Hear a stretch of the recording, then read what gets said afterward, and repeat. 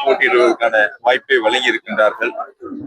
கோவை மாநகராட்சியில் இருக்கக்கூடிய 100 வார்டுகளில் 11 வார்டுகளை உள்ளடக்கிய கோவை தெற்கு சட்டமன்ற தொகுதியில் போட்டியிடக்கூடிய வாய்ப்பை தந்த மாண்பு முதலமைச்சர் அவர்களுக்கு என்னுடைய மனமார்ந்த நன்றி அன்போடு தெரிவித்துக் கொண்டு, கோவை மாவட்டத்தினுடைய வளர்ச்சி திட்டங்களில் குறிப்பாக 10 சட்டமன்ற தொகுதிகளில் வளர்ச்சி பெற்ற ஒரு சட்டமன்ற தொகுதியாக கோவை தெற்கு சட்டமன்ற தொகுதியினுடைய வளர்ச்சி பணிகளில் சிறப்பு கவனம் செலுத்தி இந்த தொகுதியினுடைய வளர்ச்சிக்கு நிச்சயமாக பாடுபடுவேன் என்ற உறுதியை வாக்காளர் பெருமக்களிடத்தில் வழங்கி இருக்கின்றோம். நீங்க பாத்தீங்க, கோட்டமேடு பகுதியில் நாங்கள் இன்று மாலை பிரச்சார பயணத்தை தொடங்கி இருக்கின்றோம். எந்த அளவிற்கு உற்சாகமாக இந்த பகுதியை சார்ந்திருக்கின்ற பெரியவர்கள், தோழமை இயக்கத்தினுடைய நிர்வாகிகள், எங்களுடைய கழக நிர்வாகிகள், பொதுமக்கள் என ஒரு உற்சாக வரவேற்பை கொடுத்து இந்த தேர்தல் பயணத்தை நாங்கள் தொடங்கி இருக்கின்றோம். நிச்சயமாக கோவை தெற்கு சட்டமன்ற தொகுதியில் உதயசூரியன் வெற்றி பெறும். பாஜக சார்பில் இன்னைக்கு வேட்பாளர் பட்டியல் வெளியே இருக்கு. குறிப்பா கரூரை சேர்ந்த அண்ணாமலை அவருக்கு இந்த வாய்ப்பு கொடுக்கப்படல. போட்டியிடக்கூடிய எல்லா கட்சியும் அந்தந்த கட்சி வேட்பாளர்கள் யார் என்பதை தீர்மானிக்கின்றார்கள். திராவிட முன்னேற்ற கழகத்தில் போட்டியிடக்கூடிய வேட்பாளரை எங்களுடைய கழக தலைவர் அவர்கள் தீர்மானித்து வேட்பாளரை அறிவிக்கின்றார்கள். அதனால மற்ற கட்சியில யார் போட்டியிடுறாங்க, யாருக்கு வாய்ப்பு கொடுத்தாங்க, யாருக்கு வாய்ப்பு கொடுக்கலன்னு பார்க்க வேண்டியது எங்க வேலை இல்லை. அது எங்களுக்கான பொறுப்பும் அல்ல.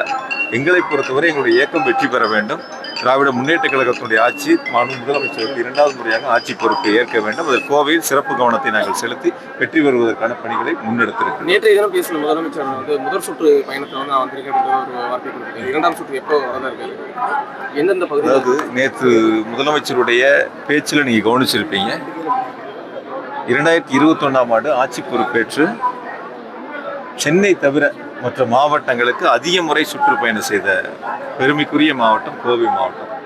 2021 சட்டமன்ற தேர்தலில் 10 தொகுதியிலும் நாங்கள் வெற்றி வாய்ப்பு இழந்திருந்தாலும் கூட எதிர்கட்சி ஆளுங்கட்சி என்ற வித்தியாசம் பார்க்காமல் கோவையில் இருக்கக்கூடிய நம்முடைய கோவை மாவட்டத்திற்கு அதிக முறை வருகை தந்து அரசு நிகழ்ச்சிகளில் கலந்து கொண்டு நலத்திட்டங்களை வழங்கி பல்வேறு திட்டப்பணிகளுக்கு அடிக்கல் நாட்டி முடிந்த பணிகளையும் திறந்து வைத்திருக்கின்றார்கள். அதனால 234 தொகுதியினுடைய வேட்பாளரும் மாண்பு முதலமைச்சர்கள் தான்.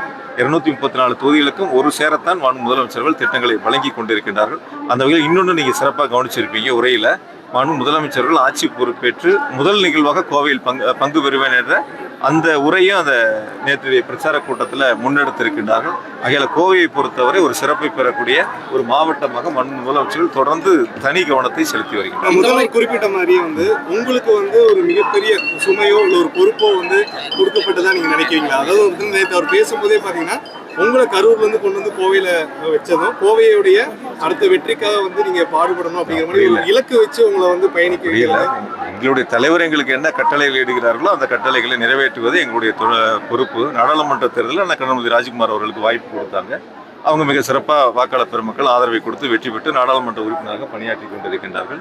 இப்போ 10 தொகுதிகளில் 3 தொகுதி தோழமை இயக்கங்களுக்கு போட்டியிடக்கூடிய வாய்ப்பை முதலமைச்சர்கள் கொடுத்துருக்காங்க. 7 தொகுதிகளில் நாங்கள் திராவிட முன்னேற்ற கழகத்தின் சார்பில் போட்டியிடுறோம். அதில் பொள்ளாச்சியில் கொங்கு சார்பாக போட்டியிடக்கூடிய உதயசூரியன் சின்னத்தில் தான் போட்டியிடுறாங்க. 8 தொகுதிகளில் உதயசூரியன் சின்னம் கோவை மாவட்டத்தில் போட்டியிடுகிறது. இதில் யார் போட்டியிட வேண்டும் என்பது தீர்மானிக்கிறது எங்களுடைய கழக தலைவர்கள். எங்கே போட்டியிட சொல்கிறாங்களோ அங்கே போட்டியிடுவது எங்களுடைய கடமை. அந்த தலைவருடைய கட்டளை நாங்கள் சிறப்பாக செய்வோம். அதனால் கோவையை பொறுத்தவரை நீங்கள் சொல்லுகின்ற மாதிரி அவங்க அந்த கருத்தை சொன்னாங்க, இவங்க அந்த கருத்தை சொன்னாங்க, இப்படி இருக்குது அப்படி இருக்கிறதால நாங்கள் ரொம்ப தெளிவாக இருக்கோம். இந்த 5 ஆண்டுகளில் திராவிட மாடல் அரசு செயல்படுத்திய திட்டங்களை மக்களிடத்தில் கொண்டு சேர்த்திருக்கின்றோம். அடுத்து 5 ஆண்டுகளில் செயல்படுத்தக்கூடிய தேர்தல் அறிக்கையை முதலமைச்சர்கள் வழங்கியிருக்காங்க. அந்த தேர்தல் அறிக்கையை மக்களிடத்தில் நாங்கள் எடுத்து சென்று சேர்த்து அரசு அமைந்தவுடன் அது முழுமையாக நிறைவேற்றக்கூடிய பணிகளை முன்னெடுப்போம். இதுதான் வாக்காளர் பெருமக்கள் இல்லை, நாங்கள் எடுத்து கொண்டு சென்று சேர்த்து வாக்குகளை சேகரித்துக் கொண்டிருக்கிறோம். தமிழக வெற்றி கழகத்தினுடைய அந்த வேட்பாளர்கள் நிறைய வாக்குகளை பிடிக்கக்கூடிய வாய்ப்புகள் இருக்கிறது. இளைஞர்கள் பெண்கள் மத்தியில் அவங்களுடைய எப்படி சமாளிக்கணும்? முதல் தேர்தலை அவங்க சந்திக்கிறாங்க. அதனால தேர்தல் முடியட்டும், அவங்க எந்த வாக்குல எவ்வளவு வாங்குறாங்கிறது பார்ப்போம். பல தேர்தல் சந்தித்த இயக்கங்கள்லாம் இப்போ தேர்தலில் போட்டியிடுறாங்க. எங்களை பொறுத்த வரைக்கும் எத்தனை இயக்கங்கள் போட்டியிடுகிறது புதுசாக பழசாலாம் நாங்கள் பார்க்கல. இருக்கிற வாக்காளர்களை நாங்கள் அதிகமான வாக்குகளை பெற்று வெற்றி பெற வேண்டும் என்பது தான் எங்களுடைய கடமையாக பணியாக நாங்கள் எடுத்து செஞ்சுட்டு இருக்கோம். அதனால் எங்களுக்கு எந்த விதமான சந்தேகம் இல்லை. வெற்றியை பொறுத்தவரை, கோவை மாவட்டத்தை பொறுத்தவரை, தமிழ்நாட்டை பொறுத்தவரை திராவிட முன்னேற்ற கழகத்தினுடைய வெற்றி என்பதை நாங்களுக்கு எந்தவித எல்லளவு சந்தேகம் இல்லை. வெற்றி உறுதி செய்யப்பட்டது. வாக்காளர் பெருமக்கள் வாக்களிக்க தயாராக இருக்கின்றார்கள். நாங்கள் வாக்கு சேகரிக்கின்ற நிகழ்ச்சியில் அதை நாங்கள் மிக சிறப்பாக செயல்பட்டு மீண்டும் ஆட்சி அமைக்கும் பட்சத்தில் கோவைக்கு தான் இந்த முதல் நிகழ்ச்சியாக வருவோம் நேற்று முதல்வர் குறிப்பிட்டிருந்தாரு. அப்படி இருக்கும்போது நீங்க ஒரு பொறுப்பு அமைச்சர் இருக்கும்போது கோவைக்கு என்ன செய்யலாம் அப்படிங்கிற ஒரு தேர்தல் முடியட்டும். ஏதாவது தேர்தல் முடியட்டும். ஸ்டேடியம் ஒரு பெண்டிங்ல இருக்கு. தேர்தல் முடியட்டும். இந்த தொகுதிக்கு குறிப்பா ஏதாவது முக்கியமான தெற்கு தொகுதியை பொறுத்த வரைக்கும்? தெற்கு தொகுதியில் செய்ய வேண்டிய பணிகள் ஒரு வாக்குறுதியை நாங்கள் தயார் பண்ணியிருக்கிறோம். அது இப்பயே சொன்னா உங்களுக்கு சரியா இருக்காது. 2 நாட்கள் நான் உங்களுக்கு சொல்றேன்.